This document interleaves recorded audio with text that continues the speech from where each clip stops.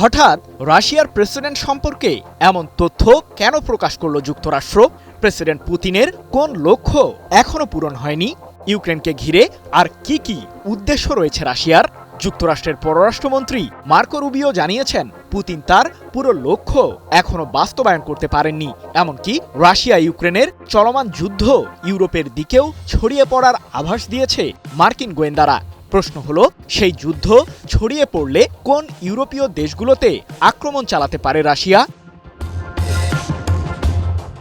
প্রায় ৪ বছর ধরে চলমান রাশিয়া ইউক্রেন যুদ্ধের ময়দানে প্রতিদিনই ঘটছে নানান ধরনের ঘটনা।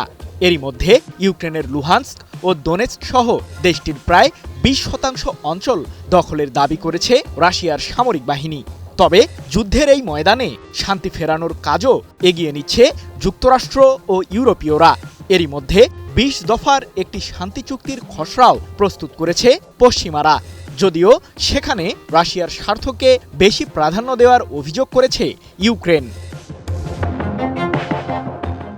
রুশ প্রেসিডেন্ট ভ্লাদিমির পুতিন দীর্ঘদিন ধরেই কৃষ্ণ সাগরের উপদ্বীপ ক্রিমিয়া সহ ইউক্রেনের বাকি ৪টি অঞ্চলকে নিজেদের বলে দাবি করছেন।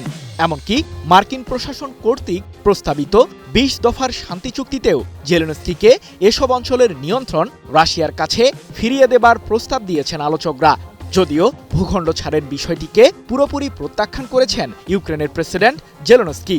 এমন পরিস্থিতিতে জানা গেল পুতিনের আরও বৃহৎ পরিকল্পনার বিষয়টি।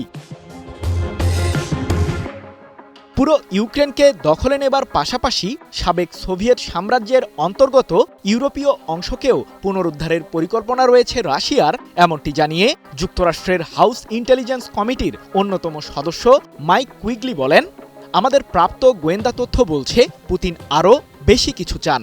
ইউরোপীয়রাও আমাদের সাথে একমত। বাল্টিক দেশগুলোও সেটাই মনে করে।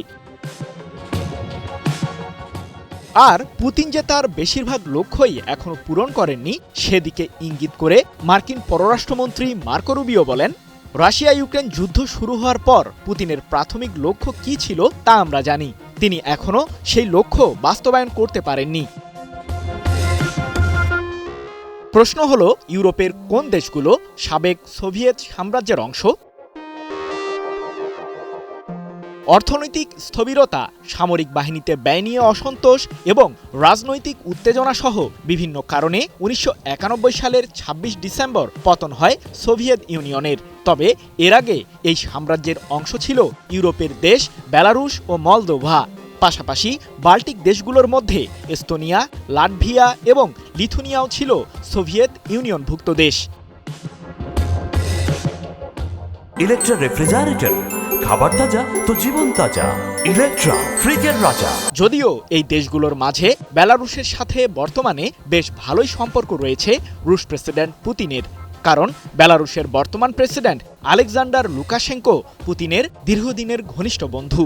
এমনকি ২০২২ সালের ফেব্রুয়ারিতে বেলারুশের ভূখণ্ড ব্যবহার করেই ইউক্রেনের বিরুদ্ধে সামরিক অভিযান শুরু করে রাশিয়া। সৃজন মাহমুদ, নিউজ 24।